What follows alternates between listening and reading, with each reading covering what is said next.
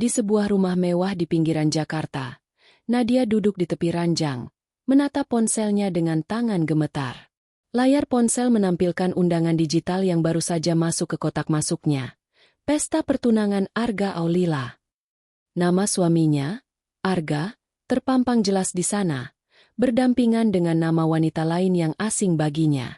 Jantungan Nadia seakan berhenti. Tangannya mencengkeram erat kain sprei, mencoba menahan badai emosi yang mengguncang dadanya. Bagaimana mungkin? Arga, pria yang telah menjadi suaminya selama 5 tahun, yang selalu mengaku mencintainya, kini akan bertunangan dengan wanita lain? Dan yang lebih menyakitkan, undangan itu dikirim oleh mertuanya sendiri, Ibu Sita. Nadia, 32 tahun, adalah seorang pengusaha sukses yang membangun bisnis cateringnya dari nol. Dengan ketekunan dan kecerdasannya, ia mengubah usaha kecil-kecilan menjadi perusahaan yang melayani acara-acara elit di ibu kota. Uangnya mengalir deras, dan sebagian besar digunakan untuk mendukung keluarga Arga, termasuk Ibu Sita, yang selalu mengeluh tentang kebutuhan keluarga. Nadia tak pernah keberatan. Baginya, keluarga adalah segalanya, dan ia percaya Arga adalah pria yang akan mendampinginya seumur hidup. Namun, malam ini, keyakinan itu runtuh seperti kastil pasir dihantam ombak. Undangan itu bukan sekadar kertas digital. Itu adalah pengkhianatan. Nadia membaca detailnya dengan hati terbakar. Pesta akan diadakan di rumah megah Ibu Sita, rumah yang sebenarnya dibeli dengan tabungan Nadia sendiri sebagai hadiah untuk mertuanya 3 tahun lalu. Tanggalnya tinggal seminggu lagi. Nadia mencoba mengingat-ingat. Apakah Arga akhir-akhir ini bertingkah aneh? Dia memang sering pulang larut, mengaku sibuk dengan pekerjaan di kantor. Nadia, yang selalu sibuk dengan bisnisnya, memilih mempercayainya. Tapi kini, setiap kebohongan kecil yang pernah diucapkan Arga terasa seperti duri yang menusuk hatinya. Nadia bangkit dari ranjang, berjalan mondar-mandir di kamar tidur yang dulu penuh kenangan manis. Ia teringat percakapan dengan Ibu Sita beberapa minggu lalu. Mertuanya itu, dengan senyum licik yang kini terasa begitu nyata, meminta pinjaman besar untuk renovasi rumah. Nadia, seperti biasa, menyerahkan cek tanpa banyak tanya. Kini, ia menyadari bahwa uang itu kemungkinan besar digunakan untuk membiayai pesta pertunangan ini. Uangnya sendiri, hasil keringatnya, dipakai untuk merayakan pengkhianatan suaminya. Kemarahan mulai menguasai dirinya. Tapi Nadia bukan tipe yang mudah menyerah pada emosi. Ia duduk di meja rias, menatap bayangannya di cermin. Matanya yang biasanya lembut kini penuh tekad. Mereka pikir bisa mempermainkanku begitu saja. Gumamnya pada diri sendiri. Aku akan buat mereka menyesal. Nadia tahu, ini bukan sekadar soal Arga atau Lila. Wanita yang namanya kini terpatri di pikirannya. Ini tentang Ibu Sita, mertua yang selalu memandang rendahnya, yang menganggapnya tak lebih dari mesin pencetak uang untuk keluarganya. Malam itu, Nadia tidak bisa tidur. Ia membuka laptopnya dan mulai mencari tahu lebih banyak. Ia menelusuri media sosial Lila, yang ternyata adalah seorang model kecil-kecilan dengan gaya hidup mewah yang tak sebanding dengan penghasilannya.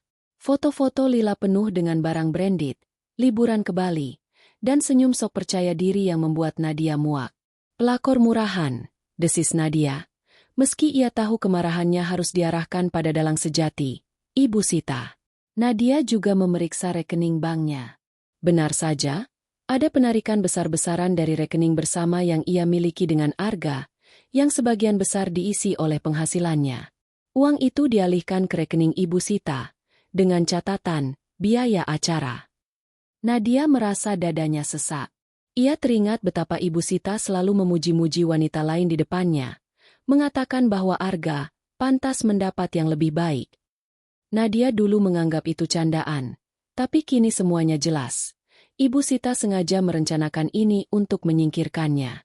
Di tengah kemarahan, Nadia teringat Rina, sahabatnya sejak kuliah yang kini menjadi pengacara sukses. Rina selalu mengingatkannya untuk berhati-hati dengan Ibu Sita. Tapi Nadia terlalu naif untuk mendengarkan. Ia mengambil ponsel dan mengirim pesan singkat. "Rin, aku butuh bantuanmu. Mertuaku sudah keterlaluan. Tak sampai 5 menit, Rina membalas. Aku datang besok pagi. Ceritain semuanya. Pagi harinya, Rina tiba dengan secangkir kopi di tangan dan tatapan penuh semangat. Jadi, apa yang sudah dilakukan si nenek jahat itu? Tanyanya sambil duduk di sofa ruang tamu Nadia. Nadia menceritakan semuanya. Undangan, uang yang hilang, dan pengkhianatan Arga. Rina mendengarkan dengan serius. Sesekali mengangguk. Kamu punya bukti tertulis? Cek, transfer bank, apa saja? Tanya Rina. Nadia mengangguk, menunjukkan laporan bank dan pesan-pesan dari Ibu Sita yang meminta uang. Bagus, kata Rina. Matanya berbinar. Kita akan buat mereka menyesal. Nat, tapi kita harus cerdas. Kita mainkan permainan mereka, tapi dengan aturan kita. Rina menyarankan Nadia untuk berpura-pura tidak tahu tentang pesta pertunangan. Biarkan mereka lengah. Kita kumpulkan lebih banyak bukti, lalu kita hantam mereka di saat yang tepat. Nadia merasa sedikit lega. Untuk pertama kalinya sejak menerima undangan itu, ia merasa ada harapan. Ia bukan lagi wanita yang hanya akan menangis di sudut kamar. Ia adalah Nadia, pebisnis ulung yang tahu cara bertarung. Aku ingin Ibu Sita merasakan apa yang kurasakan, katanya dengan suara dingin. Aku ingin dia kehilangan segalanya, seperti yang dia coba lakukan padaku. Rina tersenyum kecil. Oh, dia akan menyesal, Nat. Kita akan pastikan itu. Tapi untuk sekarang, kamu harus kuat. Pesta itu akan jadi panggung mereka. Tapi kejutan sesungguhnya akan datang dari kita. Hari-hari menjelang pesta terasa seperti berjalan di atas bara.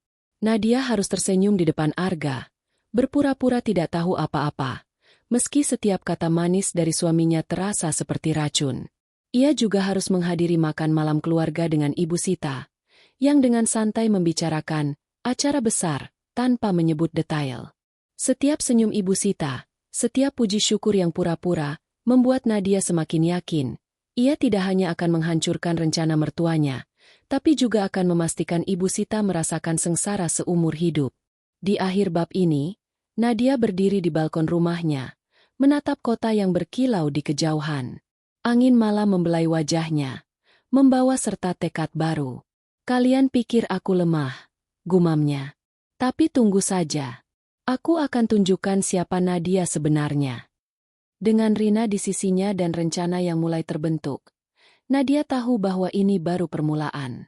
Pesta pertunangan itu akan menjadi awal dari kehancuran Ibu Sita, dan Nadia akan memastikan itu terjadi dengan cara yang tak akan pernah mereka duga. Pagi di rumah Nadia terasa berbeda. Cahaya matahari yang biasanya hangat kini terasa dingin, mencerminkan hati Nadia yang dipenuhi amarah dan tekad. Di meja makan, ia duduk bersama Rina, secangkir kopi hitam di depan mereka masing-masing. Keduanya menatap tumpukan dokumen yang Nadia kumpulkan semalaman, laporan bank, pesan WhatsApp dari Ibu Sita, dan bahkan beberapa email yang menunjukkan komunikasi terselubung antara mertuanya dan Lila.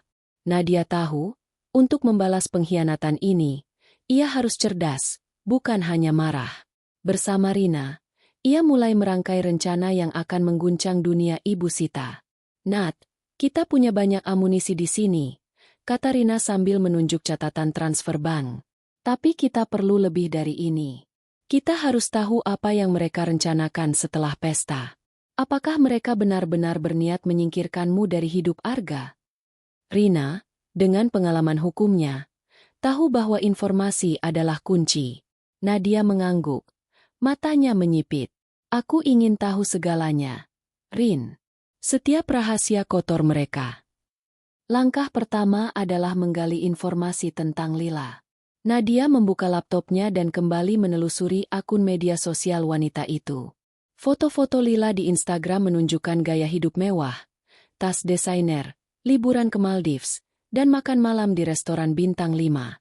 Namun, Nadia memperhatikan sesuatu yang aneh. Dalam beberapa foto, Lila mengenakan perhiasan yang sangat mirip dengan kalung berlian yang Nadia berikan pada Arga sebagai hadiah ulang tahun pernikahan mereka. Apa ini? Gumam Nadia. Jantungnya berdegup kencang. Ia memperbesar foto itu, dan tak ada keraguan lagi, kalung itu miliknya. Kemarahan membakar dadanya. Tapi ia menahan diri. Rin, lihat ini. Arga memberikan kalungku pada wanita itu. Rina menggelengkan kepala. Wajahnya penuh jijik. Ini bukti yang bagus, Nat. Tapi kita butuh lebih dari sekadar foto. Kita harus tahu bagaimana Ibu Sita mengatur semua ini.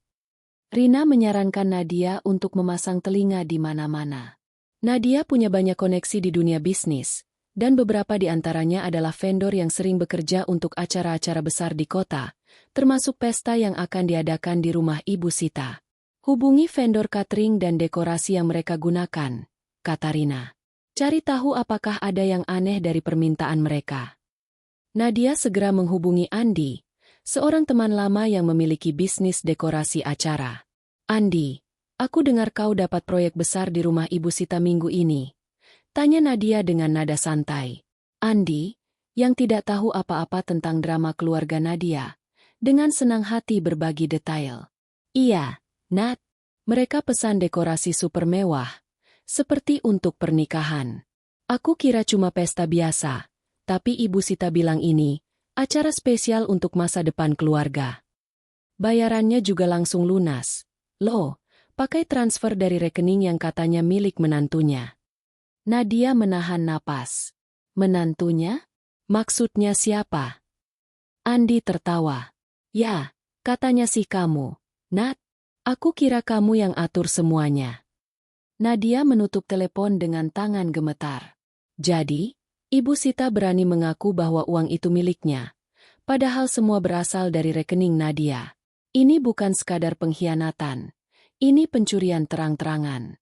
Nadia menceritakan temuan itu pada Rina, yang langsung mencatat. Ini pelanggaran serius. Nat, penyalahgunaan dana tanpa izin bisa kita bawa ke jalur hukum. Tapi kita harus sabar. Kita kumpulkan bukti sebanyak mungkin. Selain vendor, Nadia juga memutuskan untuk memata-matai komunikasi Arga. Ia tahu ini bukan langkah yang mudah, tapi kemarahan membuatnya nekat.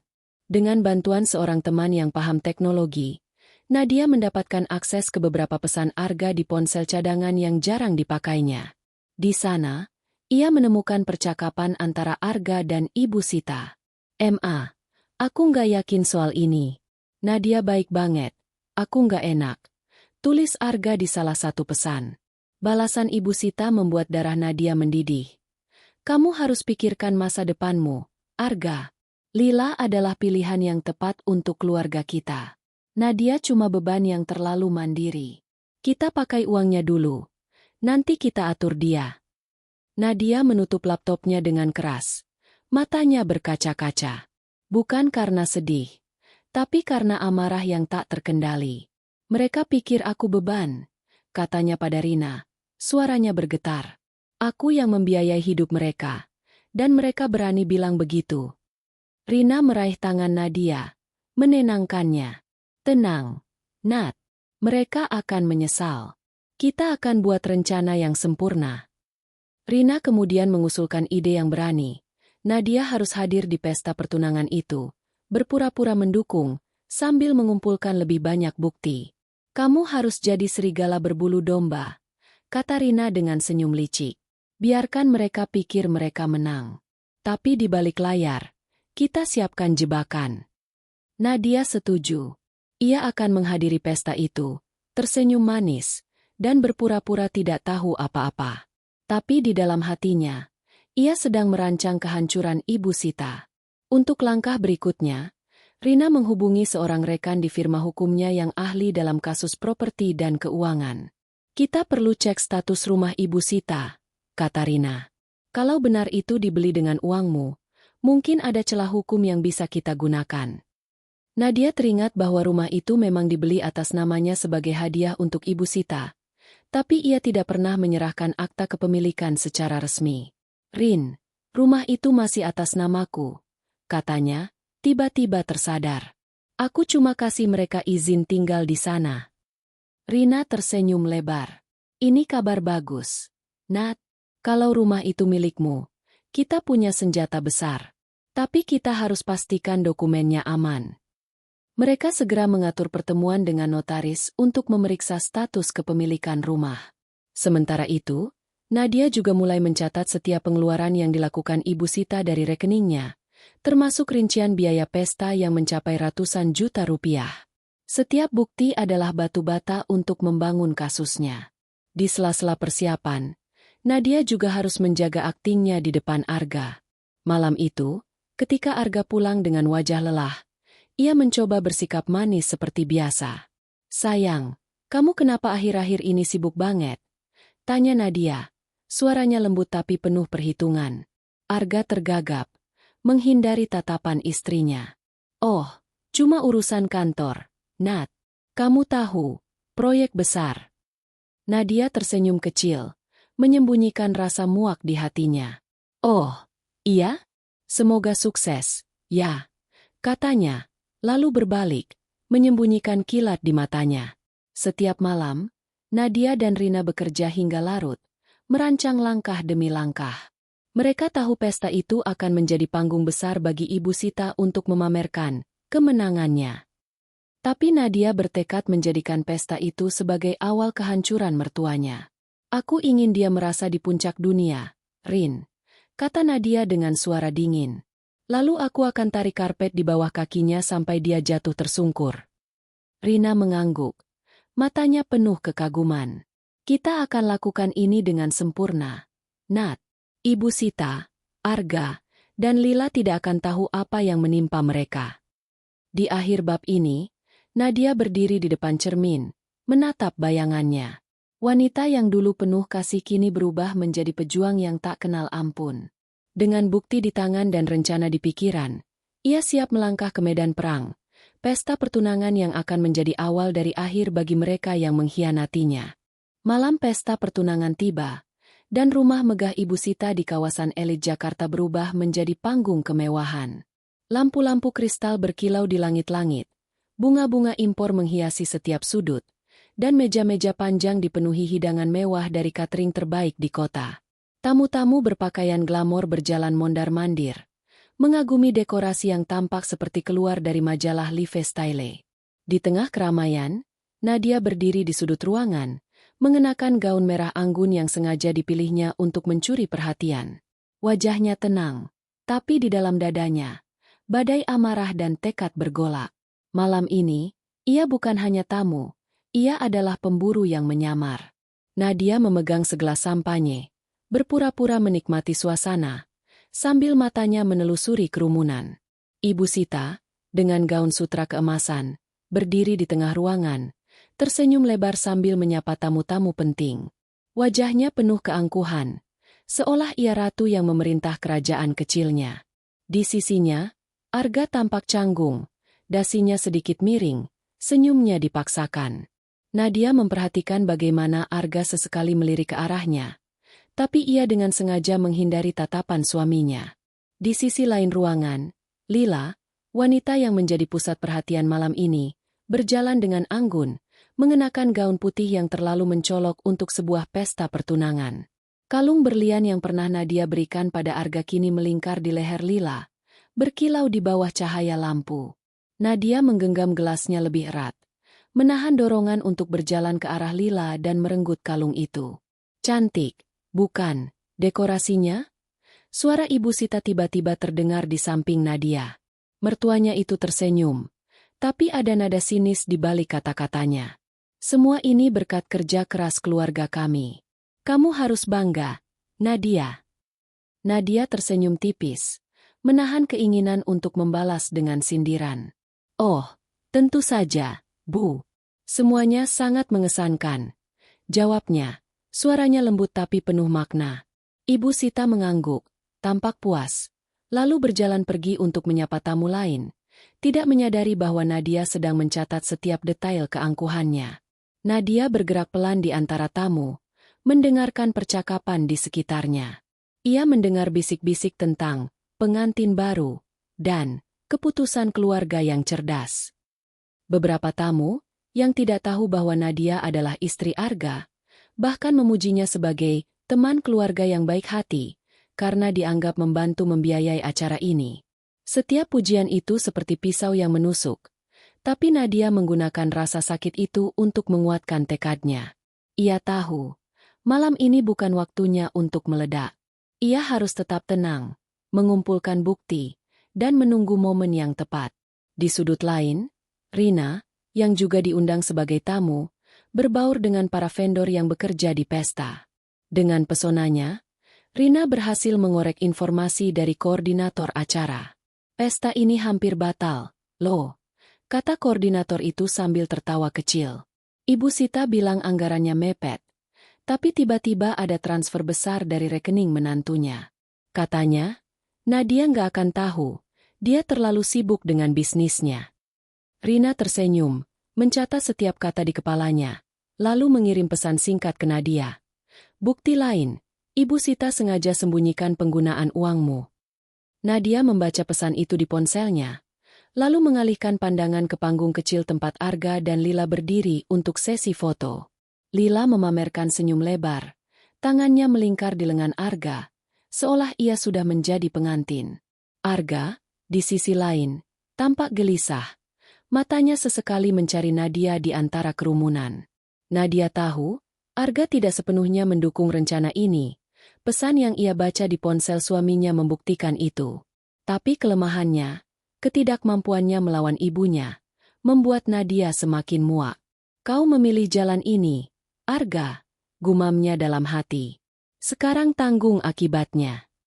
Pesta berlanjut dengan pidato dari Ibu Sita, yang dengan penuh drama mengumumkan bahwa pertunangan ini adalah langkah besar untuk masa depan keluarga. Ia berbicara tentang Lila seolah-olah wanita itu adalah anugerah, sambil dengan sengaja tidak menyebut nama Nadia sama sekali. Tamu-tamu bertepuk tangan, tapi Nadia bisa melihat beberapa wajah bingung di antara mereka, beberapa kenalan keluarga yang tahu status pernikahan Arga. Nadia memanfaatkan momen itu.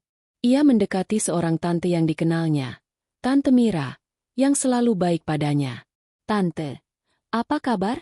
Kok nggak bilang kalau mau datang ke acara ini? Tanya Nadia dengan senyum manis. Tante Mira tampak canggung. Nadia, aku nggak tahu ini pesta pertunangan Arga. Aku kira cuma acara keluarga biasa. Kamu baik-baik saja, kan? Nadia tersenyum, menyembunyikan amarahnya. Oh, tentu saja, Tante. Aku cuma ingin memastikan semuanya berjalan lancar. Percakapan itu singkat, tapi Nadia tahu benih keraguan telah ditanam. Ia akan memastikan lebih banyak orang mulai mempertanyakan apa yang sebenarnya terjadi. Saat malam semakin larut, Nadia bertemu Rina di sudut ruangan yang sepi. Aku dapat kontrak vendor dan bukti transfer, bisik Rina, menunjukkan foto-foto dokumen yang ia ambil diam-diam. Semua atas nama Ibu Sita, tapi sumber dananya jelas dari rekeningmu. Nadia mengangguk. Matanya penuh api. Bagus. Sekarang kita punya cukup untuk ke tahap berikutnya. Rina mengangguk. Kamu yakin mau lanjut dengan rencana itu? Ini bakal besar, Nat. Nadia menatap Rina dengan tatapan tajam. Aku nggak cuma mau besar, Rin. Aku mau mereka hancur. Sebelum kembali ke kerumunan, Nadia berhenti di depan cermin besar di ruang tamu. Ia menatap bayangannya. Gaun merahnya mencerminkan kekuatan yang kini mengalir di nadinya. Di belakangnya, ia bisa mendengar tawa Lila dan pujian Ibu Sita kepada tamu-tamu. Mereka pikir mereka menang. Pikir mereka bisa mempermalukan Nadia di depan semua orang. Tapi Nadia tahu, ini hanyalah awal. Pesta ini adalah panggung mereka. Tapi kejutan sesungguhnya akan datang setelah lampu-lampu padam. Saat ia kembali ke ruangan, Nadia melihat Lila mendekati Arga, berbisik sesuatu yang membuat Arga tersenyum kaku. Nadia tidak peduli. Ia sudah tidak lagi melihat Arga sebagai suami, melainkan sebagai pion dalam permainan Ibu Sita. Malam ini, ia membiarkan mereka menikmati kemenangan sementara. Tapi di dalam hatinya, ia sudah membayangkan rumah megah ini berubah menjadi puing-puing, dan wajah Ibu Sita yang penuh keangkuhan itu memucat karena ketakutan. Nikmati malam ini, Bu, gumam Nadia dalam hati. Karena ini malam terakhirmu merasa di atas angin. Malam berakhir dengan sorak-sorai dan kembang api yang menerangi langit. Tamu-tamu pulang dengan senyum, memuji kemegahan pesta. Tapi bagi Nadia, pesta ini bukan akhir, melainkan awal dari rencana besarnya. Dengan bukti di tangan dan Rina di sisinya, ia siap melangkah ke fase berikutnya, menghancurkan dunia Ibu Sita, satu demi satu, hingga tak ada yang tersisa. Pagi setelah pesta pertunangan, Nadia terbangun dengan tekad yang semakin membara. Cahaya matahari yang menyelinap melalui jendela kamarnya terasa seperti panggilan untuk bertindak. Malam sebelumnya, ia telah menyaksikan Ibu Sita dan Lila memamerkan kemenangan mereka di pesta yang dibiayai dengan uangnya sendiri. Tapi kini, di ruang kerjanya yang penuh dengan dokumen dan catatan, Nadia siap membalikan keadaan. Bersama Rina, ia mulai merancang kejutan yang akan membuat mertuanya menyesal seumur hidup. Nadia duduk di meja kayu besar, laptopnya terbuka, menampilkan dokumen-dokumen penting yang telah dikumpulkan Rina. Di sampingnya, Rina sibuk menulis catatan di buku agendanya. Alisnya berkerut penuh konsentrasi. Kita punya bukti penyalahgunaan dana, Nat, kata Rina, menunjuk tumpukan kertas berisi laporan bank dan kontrak vendor. Tapi untuk benar-benar menghantam Ibu Sita, kita perlu sesuatu yang lebih besar, sesuatu yang akan menghancurkan dunianya secara simbolis dan nyata. Nadia mengangguk, matanya menyipit. Rumah itu, katanya dengan suara dingin. Rumah yang dia banggakan, yang dia gunakan untuk mempermalukanku. Aku ingin rumah itu jadi puing-puing. Rina menatap Nadia, sedikit terkejut dengan nada tegas temannya, tapi segera tersenyum. Itu rencana ambisius, Nat. Tapi kita bisa wujudkan, asal kita mainkan dengan cerdas. Mereka kembali ke penemuan penting dari hari sebelumnya. Rumah megah Ibu Sita ternyata masih atas nama Nadia. 3 tahun lalu, Nadia membeli rumah itu sebagai hadiah untuk mertuanya. Tapi karena kesibukannya, ia tidak pernah menyerahkan akta kepemilikan secara resmi. Ini adalah celah hukum yang sempurna. Kalau rumah itu milikmu, kita bisa mengambilnya kapan saja, kata Rina. Tapi kita harus pastikan semua dokumennya sah dan tak bisa diganggu-gugat. Nadia segera menghubungi notaris yang menangani pembelian rumah itu, Pak Budi. Dalam pertemuan di kantor notaris, Pak Budi mengonfirmasi bahwa akta kepemilikan masih atas nama Nadia. Ibu Sita pernah meminta saya untuk mengurus balik nama, tapi karena dokumennya tidak lengkap, saya tidak bisa memprosesnya, jelas Pak Budi. Nadia menahan senyum. Jadi, secara hukum, rumah itu sepenuhnya milik saya. Tanyanya untuk memastikan. Pak Budi mengangguk. 100%, Bu Nadia.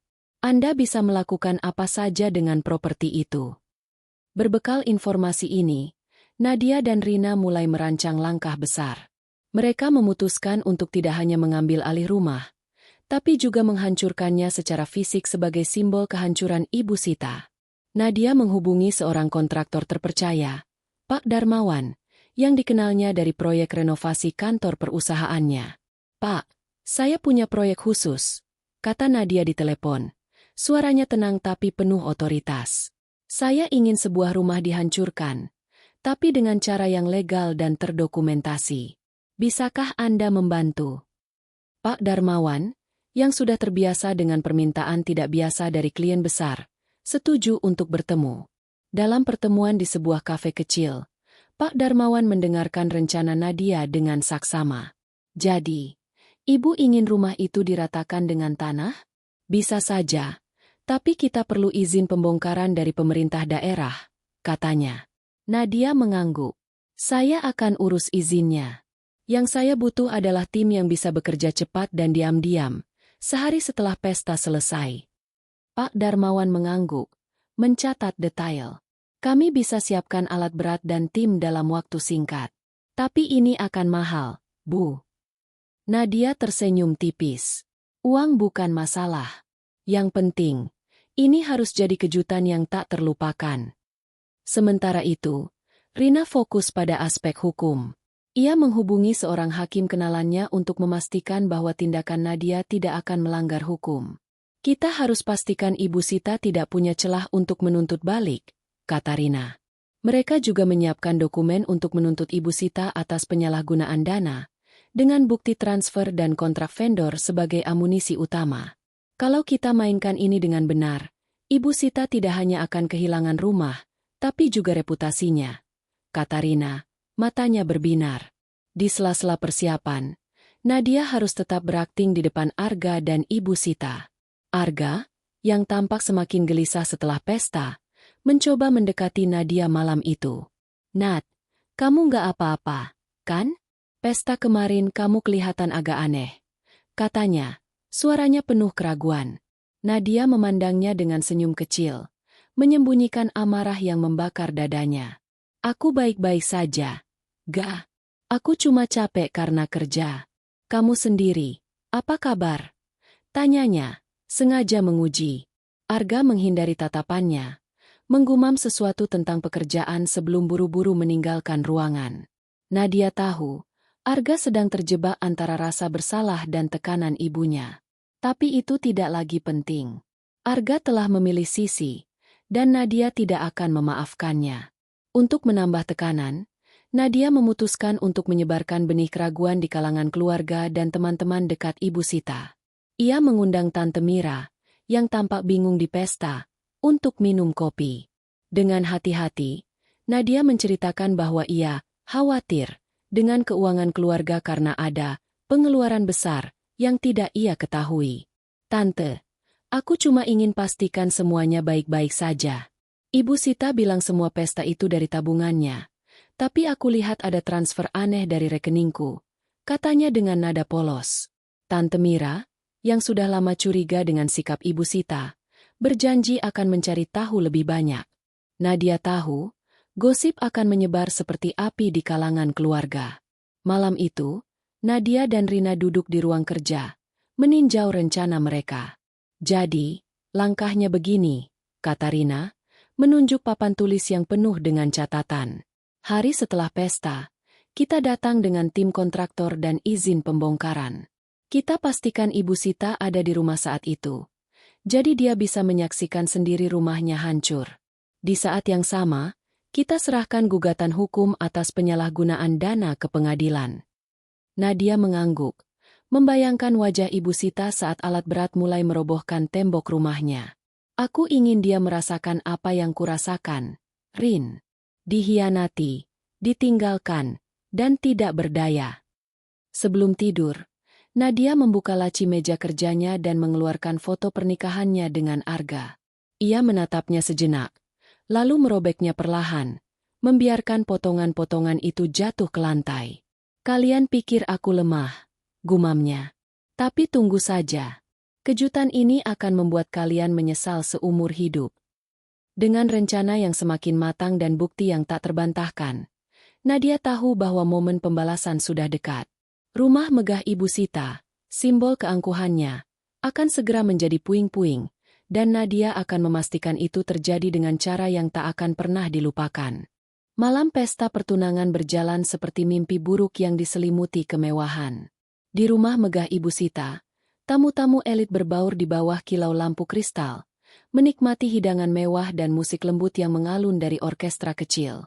Nadia, dengan gaun merahnya yang memukau, bergerak di antara kerumunan.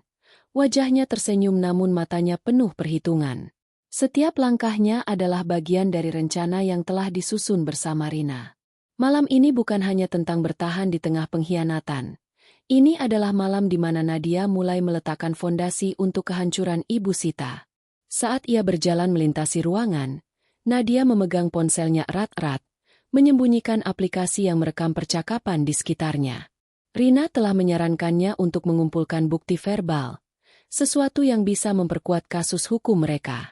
Nadia mendekati kelompok tamu yang sedang mengobrol dengan Ibu Sita, yang tampak berseri-seri dalam gaun keemasannya. Oh, ini semua berkat kerja keras keluarga kami, kata Ibu Sita dengan nada penuh kebanggaan kepada seorang tamu, seorang pengusaha terkenal. Kami ingin yang terbaik untuk Arga dan Lila. Mereka pasangan yang sempurna. Nadia menahan napas, merekam setiap kata. Ucapan Ibu Sita itu bukan hanya keangkuhan. Itu adalah pengakuan bahwa ia sengaja menyingkirkan Nadia dari hidup Arga. Nadia melirik ke arah Arga, yang berdiri di samping Lila di dekat panggung kecil. Lila, dengan kalung berlian milik Nadia yang berkilau di lehernya, tertawa keras, berusaha menarik perhatian tamu-tamu. Arga, sebaliknya, tampak gelisah. Wajahnya pucat, dan ia sesekali melirik ke arah Nadia, seolah mencoba mencari tahu apakah istrinya menyadari pengkhianatan ini. Nadia menangkap tatapannya dan dengan sengaja memberikan senyum kecil, membuat Arga semakin tidak nyaman. Teruslah merasa bersalah, Ga, pikir Nadia. Itu baru permulaan. Di sudut lain ruangan, Rina bergerak seperti bayangan, berbincang dengan vendor dan staf yang bekerja di pesta. Dengan pesona alaminya, ia berhasil mengorek informasi dari seorang pelayan yang mengurus meja catering. Ibu Sita bilang semua ini dibiayai oleh menantunya. Bisik pelayan itu, tidak tahu bahwa ia sedang berbicara dengan sekutu Nadia. Katanya, menantunya nggak akan protes karena terlalu sibuk dengan bisnisnya. Rina mencatat informasi itu di ponselnya, lalu mengirim pesan ke Nadia. Bukti verbal lagi. Ibu Sita terlalu percaya diri. Nadia memutuskan untuk mengambil langkah lebih berani. Ia mendekati meja di mana beberapa dokumen acara diletakkan, berpura-pura membantu merapikan. Di sana, ia menemukan map berisi kontrak vendor dan tanda terima pembayaran. Dengan cepat, ia memotret setiap halaman dengan ponselnya, memastikan tidak ada yang melihat. Salah satu dokumen menunjukkan transfer besar dari rekeningnya, dengan catatan, biaya acara keluarga, yang ditandatangani oleh Ibu Sita. Nadia merasa darahnya mendidih. Uangku, gumamnya dalam hati. Mereka berpesta dengan uangku, dan berani mempermalukanku di depan semua orang. Tiba-tiba, Lila mendekatinya, senyumnya penuh kemenangan. Nadia, senang melihatmu di sini, kata Lila dengan nada yang terlalu manis. Kamu pasti bangga. Ya, acara ini begitu sempurna. Nadia tersenyum, menyembunyikan kemarahan yang menggelegak. Oh, tentu saja, Lila. Semuanya sangat berkesan. Jawabnya, suaranya lembut tapi penuh makna. Lila, yang tampaknya tidak menyadari sindiran itu, tertawa dan berjalan pergi, meninggalkan aroma parfum mahal yang membuat Nadia muak. Nikmati malam ini, Lila, pikir Nadia. Karena ini malam terakhirmu merasa di atas angin. Saat pidato resmi dimulai, Ibu Sita naik ke panggung, mikrofon di tangan. Hari ini adalah momen bersejarah bagi keluarga kami, katanya dengan penuh drama. Arga dan Lila adalah bukti bahwa cinta sejati akan selalu menemukan jalannya. Sorak-sorai tamu menggema, tapi Nadia memperhatikan beberapa wajah bingung di antara kerumunan, teman-teman keluarga yang tahu bahwa Arga sudah menikah dengan Nadia. Ia memanfaatkan momen itu untuk mendekati salah satu di antaranya, Om Bima, seorang pengusaha properti yang dikenal jujur. Om, senang bertemu di sini, sapa Nadia dengan senyum ramah. Tapi, saya agak bingung dengan acara ini. Bukannya Arga sudah menikah? Om Bima mengerutkan kening. Jelas tidak nyaman. Saya juga bingung, Nat. Ibu Sita bilang ini, keputusan keluarga. Tapi saya nggak tahu detailnya. Nadia mengangguk, berpura-pura polos. Oh, mungkin saya salah paham. Tapi banyak biaya yang keluar dari rekening saya untuk pesta ini. Jadi saya cuma ingin pastikan. Om Bima mengangguk. Wajahnya menunjukkan keraguan yang semakin dalam. Langkah berikutnya adalah menyebarkan benih keraguan lebih luas. Nadia mendekati beberapa tamu lain, dengan hati-hati menyinggung soal keuangan keluarga dan keputusan mendadak tanpa terlihat mencurigakan. Ia tahu, gosip di kalangan elit Jakarta menyebar cepat, dan ia ingin Ibu Sita mulai merasakan tekanan sosial sebelum kejutan besarnya tiba. Sementara itu, Rina berhasil mendapatkan rekaman percakapan singkat antara Ibu Sita dan seorang tamu, di mana mertua Nadia membual tentang bagaimana ia mengatur semuanya dengan dana yang mudah didapat dari menantunya. Setiap kata yang terekam adalah peluru tambahan untuk senjata Nadia. Menjelang akhir pesta, Nadia dan Rina bertemu di kamar kecil di sisi rumah, jauh dari keramaian. Kita punya cukup bukti untuk malam ini, kata Rina, menunjukkan foto-foto dokumen dan rekaman di ponselnya. Tapi yang paling penting, kita sudah menanam keraguan di kalangan tamu. Ibu Sita mulai terlihat seperti penutup rahasia yang buruk. Nadia mengangguk. Matanya penuh tekad. Besok, kita ke notaris untuk pastikan akta rumah aman. Lalu kita hubungi Pak Darmawan untuk siapkan alat berat. Saya ingin rumah ini hancur secepat mungkin. Rina menatap Nadia dengan kekaguman bercampur kewaspadaan. Kamu yakin, Nat? Ini langkah besar. Sekali kita mulai, nggak ada jalan kembali. Nadia menatap lurus ke mata Rina. Saya nggak mau kembali, Rin. Saya mau Ibu Sita tahu bahwa dia salah mempermainkan saya. Rina tersenyum kecil. Baiklah, serigala. Mari kita buru mangsa kita. Saat pesta berakhir dengan kembang api yang menerangi langit, Nadia berdiri di teras rumah, menatap rumah megah yang telah menjadi simbol pengkhianatan. Di dalam, Ibu Sita masih tertawa, Lila masih memamerkan kalung curian, dan Arga masih terjebak dalam kelemahannya. Tapi Nadia tahu, ini adalah malam terakhir mereka merasa menang. Dengan bukti di tangan dan rencana yang semakin matang, ia siap melancarkan aksi pertamanya. Langkah yang akan mengguncang dunia Ibu Sita dan membuatnya menyadari bahwa ia telah memilih musuh yang salah. Pagi setelah pesta pertunangan, udara Jakarta terasa berat dengan embun dan ketegangan. Nadia berdiri di depan rumah megah Ibu Sita. Matanya dingin seperti baja. Di sisinya, Rina memegang map berisi dokumen hukum, sementara di belakang mereka, truk-truk besar dengan alat berat mulai berdatangan. Suara mesin diesel menggema di lingkungan elit yang biasanya sunyi, menarik perhatian tetangga yang mulai mengintip dari balik jendela. Nadia tidak peduli. Hari ini adalah hari pembalasan, dan ia akan memastikan Ibu Sita menyaksikan kehancuran simbol keangkuhannya dengan mata kepalanya sendiri. Malam sebelumnya, Nadia dan Rina telah menyelesaikan persiapan terakhir. Mereka bertemu dengan Pak Budi, notaris, untuk memastikan bahwa akta kepemilikan rumah masih atas nama Nadia. Pak Budi menyerahkan dokumen asli, lengkap dengan stempel resmi, yang membuktikan bahwa rumah itu sepenuhnya milik Nadia.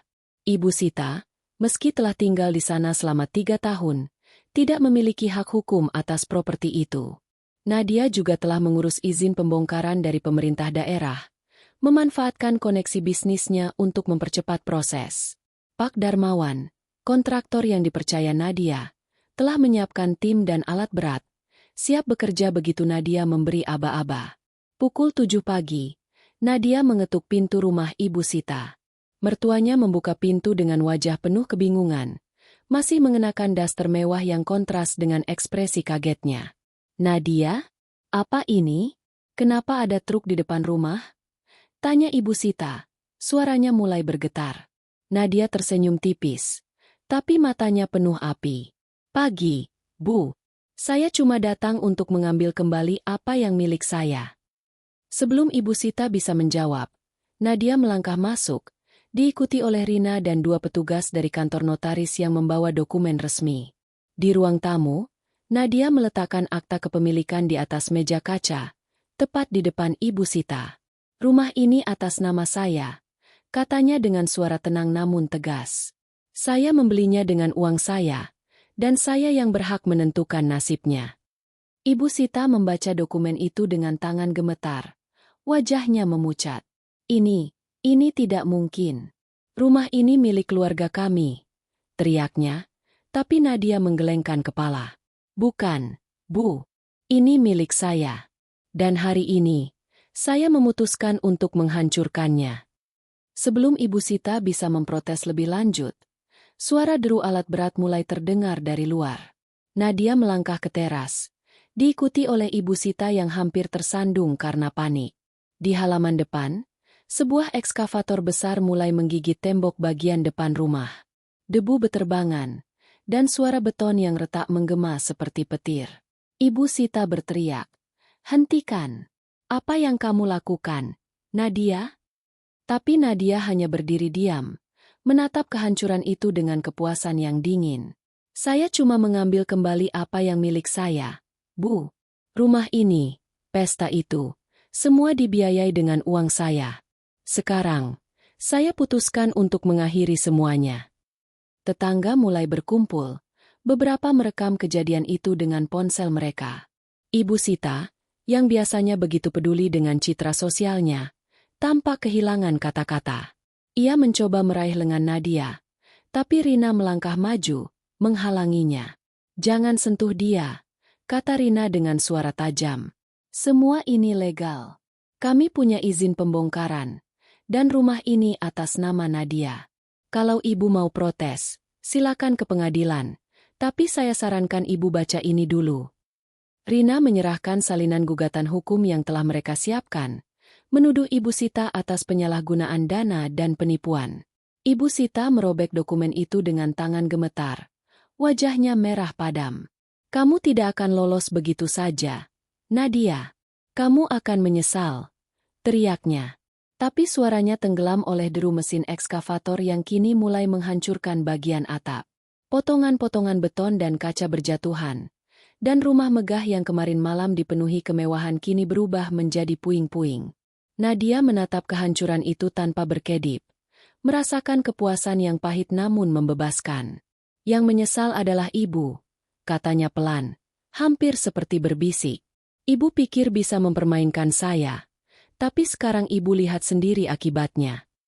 Arga, yang baru saja tiba setelah mendengar kabar dari seorang tetangga, berlari menuju halaman dengan wajah pucat. "Nadia, apa yang kamu lakukan?" teriaknya, mencoba mendekati istrinya.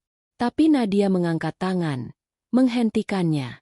"Jangan mendekat, Arga. Kamu memilih ibumu dan Lila. Sekarang, lihat apa yang terjadi ketika kalian mengkhianati saya." Arga tampak terpukul. Matanya beralih antara Nadia dan puing-puing rumah yang terus runtuh. "Nat, aku nggak tahu akan sejauh ini," katanya, suaranya parau. Tapi Nadia tidak bergeming. "Kamu tahu, Arga, kamu cuma terlalu lemah untuk melawan ibumu." Di tengah kekacauan, Lila tiba-tiba muncul, wajahnya penuh amarah. "Kamu gila, Nadia. Ini rumah keluarga Arga," teriaknya, mencoba mendekati puing-puing. Nadia melangkah maju, menatap Lila dengan tatapan yang membuat wanita itu mundur. "Rumah ini milik saya, Lila. Dan kalung yang kamu pakai itu juga milik saya. Kembalikan sekarang, atau saya pastikan kamu ikut terseret dalam gugatan hukum ini." Lila, yang tampak ketakutan, buru-buru melepas kalung berlian itu dan melemparkannya ke tanah. Nadia mengambilnya tanpa ekspresi, menyimpannya di saku gaunnya. Saat alat berat terus bekerja, menghancurkan pilar-pilar dan dinding yang tersisa, Ibu Sita jatuh terduduk di rumput, wajahnya basah oleh air mata. "Kamu monster, Nadia," katanya dengan suara serak.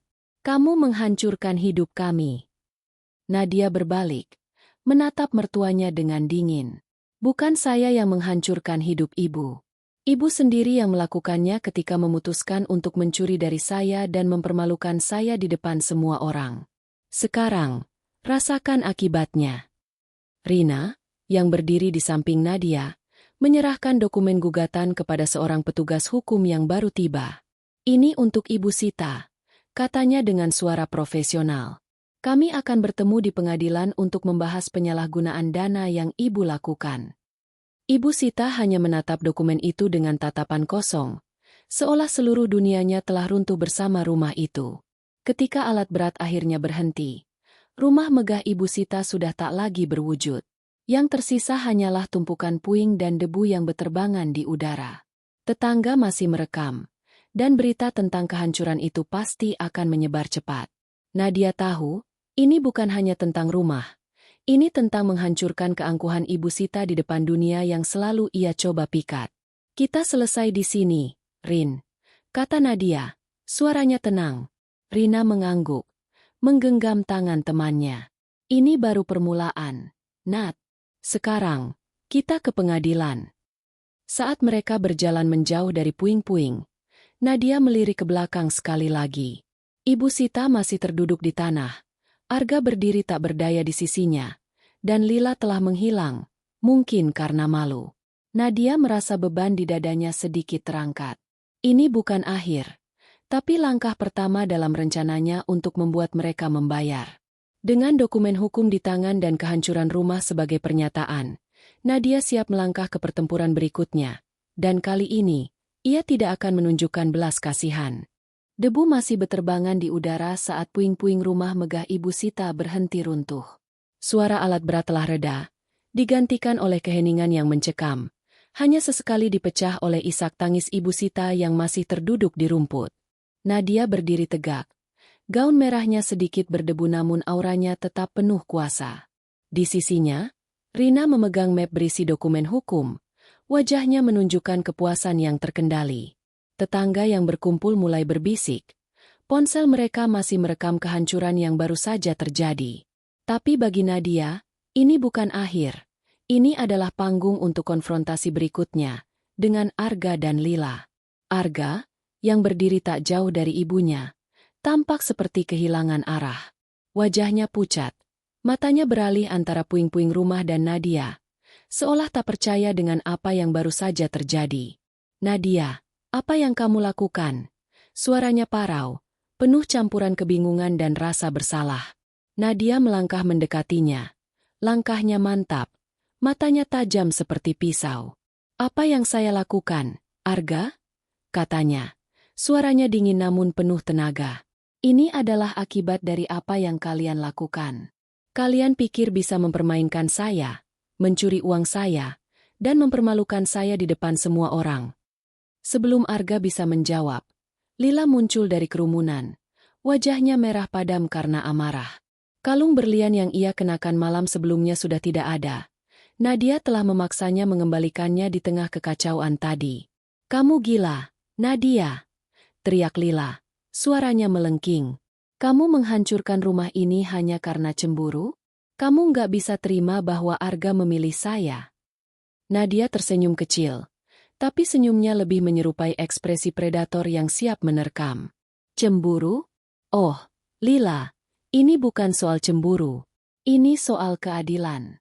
Kalung yang kamu pakai kemarin, pesta yang kalian rayakan, itu pun dengan uang saya. Dan kamu pikir kamu bisa lolos begitu saja? Lila membuka mulut untuk membalas. Tapi Nadia mengangkat tangan, menghentikannya. Jangan coba-coba. Lila, saya punya bukti. Setiap transfer, setiap kontrak, setiap pesan yang kalian pikir saya tidak akan temukan. Nadia mengeluarkan ponselnya dan memutar rekaman singkat dari malam pesta, di mana Ibu Sita membual tentang bagaimana ia mengatur dana dari menantunya. Wajah Lila memucat, dan ia melirik Arga, mencari dukungan. Tapi Arga hanya menunduk, tidak mampu menatap mata Nadia. Arga, kata Nadia, beralih ke suaminya. Kamu tahu semua ini, bukan? Kamu tahu ibumu menggunakan uangku untuk pesta itu. Kamu tahu dia ingin menyingkirkanku dari hidupmu. Arga menggeleng lemah. Suaranya hampir tak terdengar. Nat, aku nggak mau ini terjadi. Aku nggak bisa melawan mama. Nadia tertawa kecil, tapi tawanya penuh kepahitan. Itu alasanmu? Kamu lemah, Arga. Kamu memilih ibumu dan wanita ini. Ia menunjuk Lila, daripada istri yang telah memberikan segalanya untukmu. Sekarang, lihat apa yang kamu dapat. Rina melangkah maju, menyerahkan salinan dokumen gugatan kepada Arga. Ini untukmu juga, katanya dengan nada profesional. Kamu terlibat dalam penyalahgunaan dana ini, secara sadar atau tidak. Kami akan membawa ini ke pengadilan, dan kamu akan ikut bertanggung jawab. Arga menerima dokumen itu dengan tangan gemetar. Matanya memohon pada Nadia. Nat, tolong kita bisa bicara. Kita bisa perbaiki ini. Tapi Nadia menggelengkan kepala. Waktu untuk bicara sudah habis. Arga, kamu memilih sisi, dan sekarang kamu harus hadapi akibatnya. Lila, yang tidak bisa menahan diri lagi, mencoba menyerang secara verbal. Kamu pikir kamu menang? Nadia, kamu cuma wanita pahit yang gak bisa terima kenyataan. Arga gak pernah benar-benar mencintaimu. Kata-kata itu seperti angin bagi Nadia. Ia terlalu kuat untuk digoyahkan. Lila, katanya dengan tenang. Kamu hanyalah pion dalam permainan Ibu Sita. Kamu pikir Arga akan memilihmu setelah ini? Lihat dia sekarang. Dia bahkan gak bisa membela dirinya sendiri. Lila menoleh ke Arga, yang masih menunduk, Dan untuk pertama kalinya, wajahnya menunjukkan keraguan. Nadia melangkah lebih dekat ke Lila. Suaranya rendah namun penuh ancaman. Dan satu hal lagi, jangan pernah berpikir kamu bisa mengambil apa yang milikku.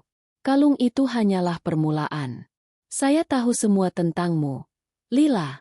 Rekening bankmu yang kosong, hutangmu, dan bagaimana kamu rela jadi alat Ibu Sita demi gaya hidup mewah. Kalau kamu cerdas, kamu akan pergi sekarang juga sebelum saya seret kamu ke pengadilan bersama mereka. Lila mundur. Wajahnya penuh ketakutan. Tanpa sepatah kata lagi, ia berbalik dan berjalan cepat menjauh, meninggalkan Arga dan Ibu Sita di tengah puing-puing. Nadia kembali beralih ke Arga, yang kini tampak seperti bayangan dari pria yang dulu ia kenal. Kamu punya satu kesempatan untuk jujur, Arga, katanya. Kenapa kamu ikut rencana ini? Apa yang membuatmu berpikir kamu bisa mengkhianatiku seperti ini? Arga menarik napas dalam-dalam. Suaranya gemetar. Mama bilang kamu terlalu sibuk dengan bisnismu. Nat, dia bilang kamu gak peduli sama aku. Bahwa Lila akan jadi istri yang lebih baik untuk keluarga kami. Aku bingung. Aku gak tahu harus ngapain. Nadia menggelengkan kepala. Jijik bercampur kasihan. Kamu bukan bingung, Arga. Kamu lemah. Dan kelemahanmu ini telah menghancurkan semua yang kita miliki. Di belakang mereka, Ibu Sita masih terisak.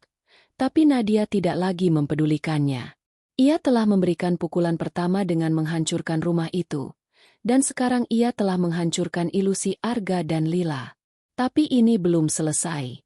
Nadia tahu bahwa gugatan hukum yang disiapkan Rina akan menjadi pukulan berikutnya, yang akan memastikan Ibu Sita kehilangan lebih dari sekadar rumah, reputasi, kekayaan, dan pengaruhnya di kalangan elit Jakarta. Sebelum berbalik pergi, Nadia menatap Arga untuk terakhir kalinya. Aku dulu mencintaimu, Arga. Tapi sekarang, aku hanya melihat seorang pria yang tidak punya keberanian untuk berdiri sendiri. Selamat tinggal. Arga terdiam, tidak mampu menjawab, sementara Nadia dan Rina berjalan menuju mobil mereka. Di dalam mobil, Rina memandang Nadia dengan kekaguman. Kamu luar biasa tadi, Nat. Mereka nggak tahu apa yang menimpa mereka.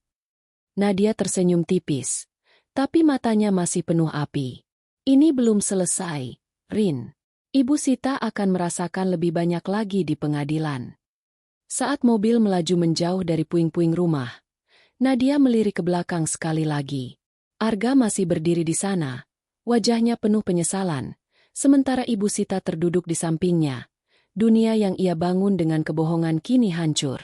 Nadia tahu, ini adalah kemenangan pertamanya, tapi pertempuran sebenarnya baru akan dimulai. Dengan bukti yang kuat dan tekad yang tak tergoyahkan, ia siap untuk memastikan bahwa Ibu Sita, Arga, dan Lila membayar harga penuh atas pengkhianatan mereka. 2 minggu setelah kehancuran rumah megah Ibu Sita, ruang sidang Pengadilan Negeri Jakarta Selatan dipenuhi ketegangan. Nadia duduk di sisi penggugat, wajahnya tenang namun penuh tekad, dengan Rina di sampingnya, memegang tumpukan dokumen yang telah disusun dengan cermat. Di sisi lain ruangan, Ibu Sita duduk dengan wajah muram, didampingi pengacara yang tampak kewalahan. Gaun mewah yang biasa ia kenakan telah diganti dengan pakaian sederhana, dan raut wajahnya yang dulu penuh keangkuhan kini memancarkan keputusasaan. Nadia memandangnya sekilas, tanpa sedikit pun rasa iba. Ini adalah hari di mana Ibu Sita akan menghadapi konsekuensi dari pengkhianatannya. Sidang ini adalah puncak dari rencana Nadia dan Rina. Gugatan yang mereka ajukan menuduh Ibu Sita atas penyalahgunaan dana, penipuan, dan pelanggaran kepercayaan. Bukti yang mereka kumpulkan, laporan bank, kontrak vendor, rekaman percakapan, dan dokumen kepemilikan rumah, telah disusun menjadi kasus yang tak terbantahkan. Rina, dengan pengalaman hukumnya, memimpin serangan, mempresentasikan setiap bukti dengan presisi yang mematikan. Terdakwa, Ibu Sita, dengan sengaja menggunakan dana dari rekening penggugat, Nadia, tanpa izin, untuk membiayai pesta pertunangan yang tidak hanya melanggar hukum, tetapi juga bertujuan untuk mempermalukan penggugat di depan publik, katanya dengan suara tegas di depan hakim. Nadia duduk diam, mendengarkan setiap kata Rina.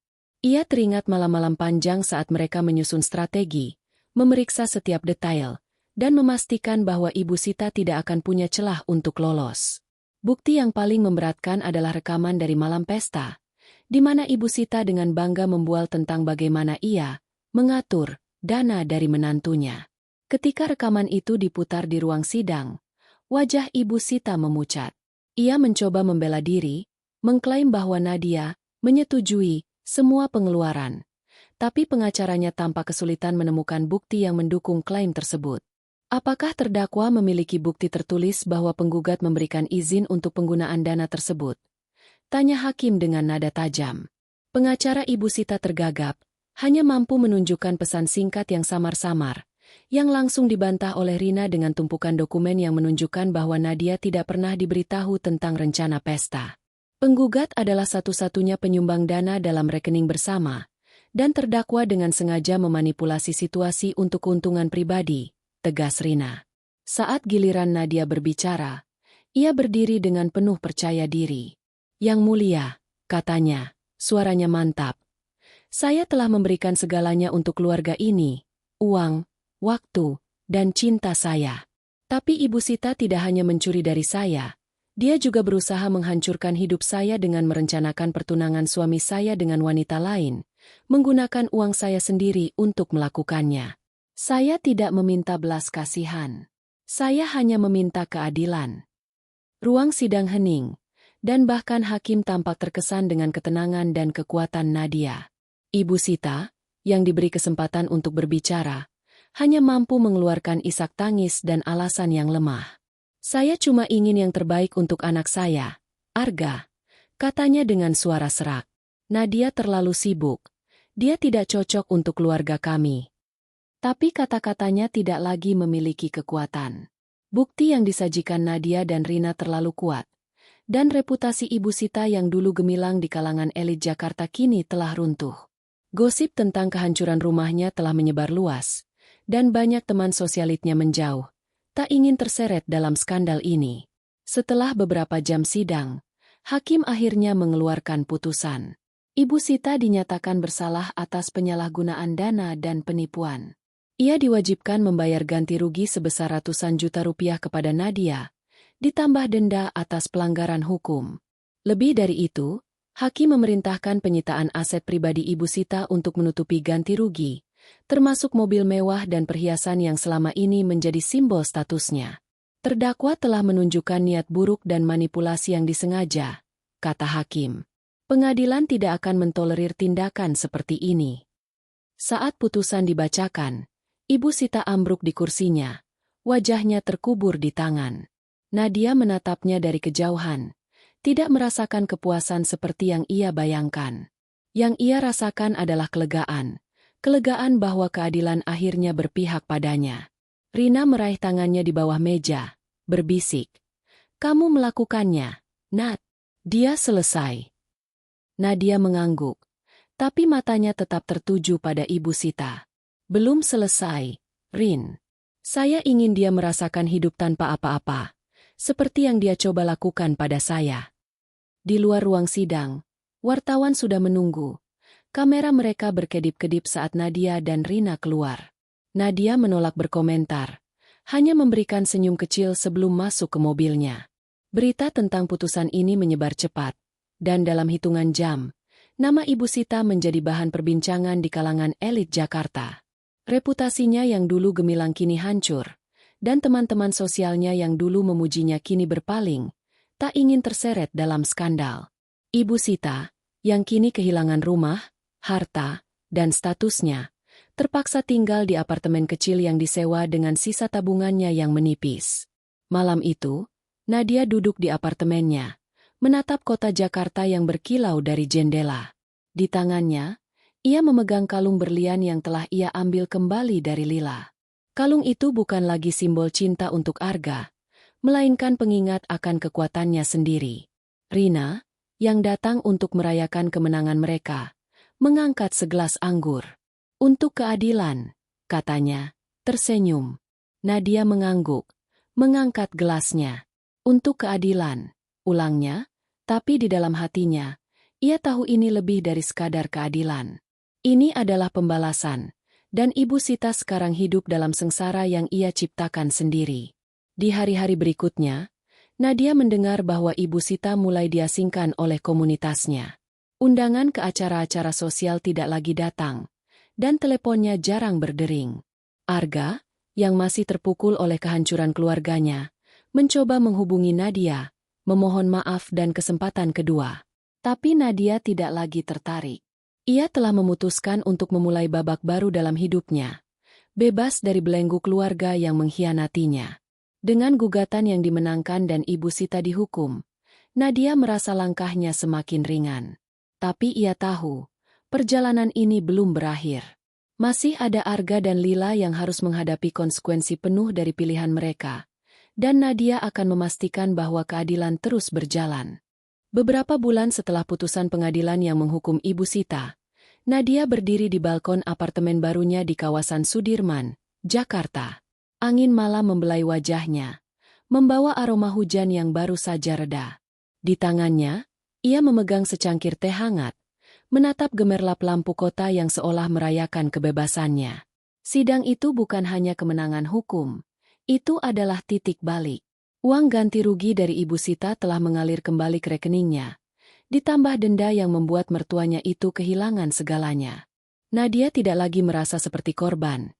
Ia adalah wanita yang bangkit dari abu pengkhianatan, lebih kuat dan lebih bijaksana. Pagi itu, Nadia memutuskan untuk memulai babak baru. Bisnis cateringnya, yang sempat terabaikan karena drama keluarga, kini menjadi fokus utamanya.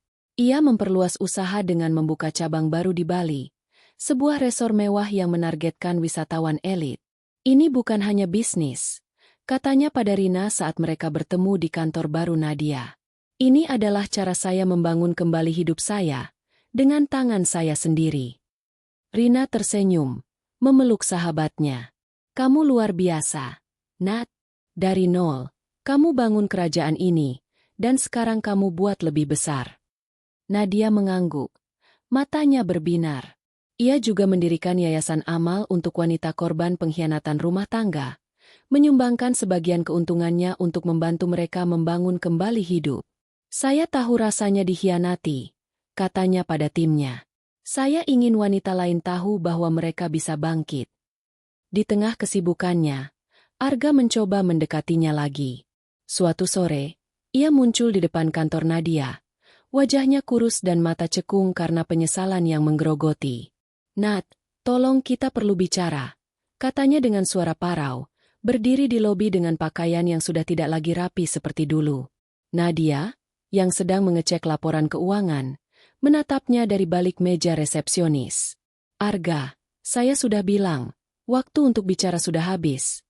Jawabnya dingin, tapi ada nada akhir di suaranya.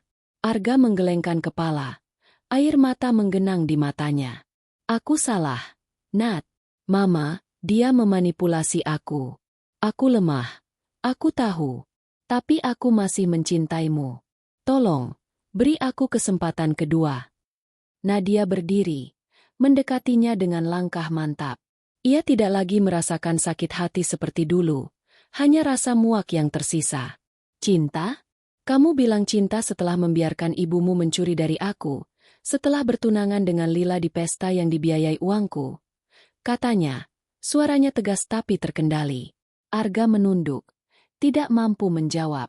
Aku sudah menyadari kesalahanku terlambat. Nat, rumah mama hancur, reputasinya hancur, dan aku kehilangan segalanya karena kebodohanku. Nadia menghela napas panjang. Itu akibat dari pilihanmu, Arga. Kamu memilih ibumu dan Lila daripada saya.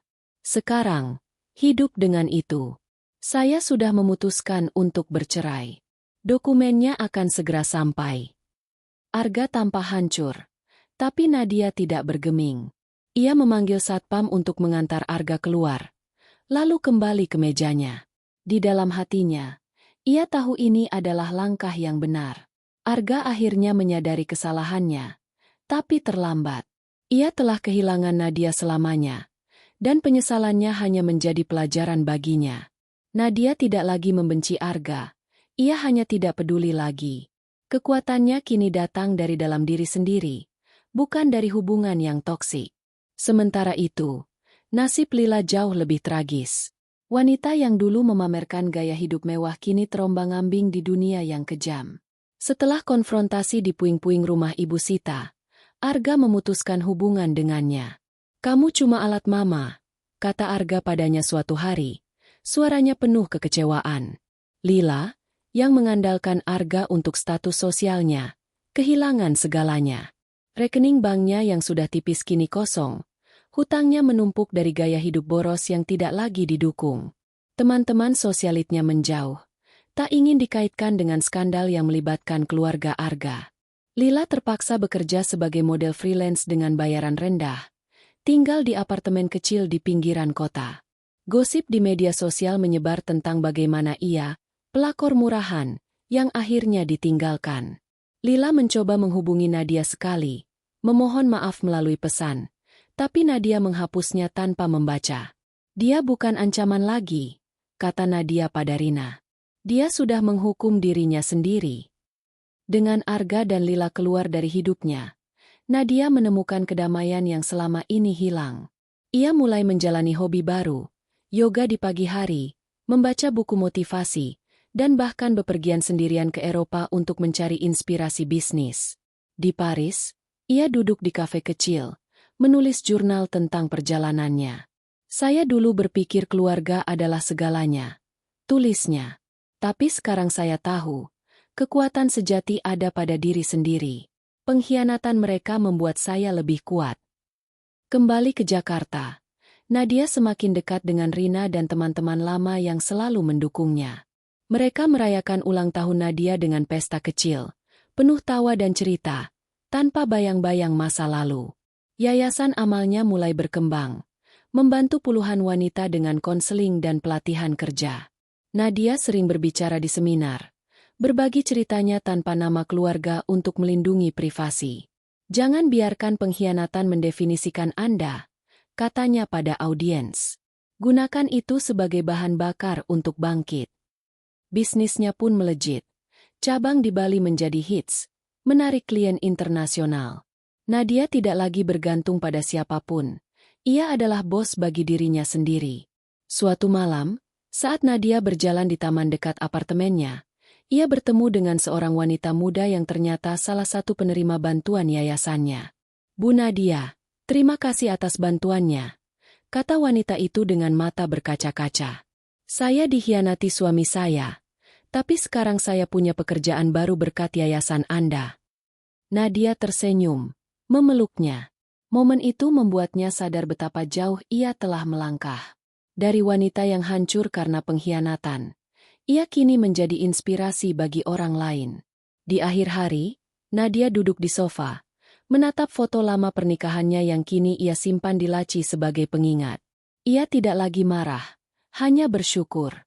Arga, yang kini hidup sederhana dengan pekerjaan biasa, sering memikirkan Nadia dengan penyesalan yang tak pernah hilang. Lila, di sisi lain, menghilang dari sorotan, status sosialnya lenyap seperti asap. Nadia tahu, hidup mereka adalah konsekuensi dari pilihan mereka. Sementara ia, dengan kekayaan, kekuatan, dan kebebasan barunya, siap menghadapi masa depan yang cerah. Ini adalah kebangkitan sejati.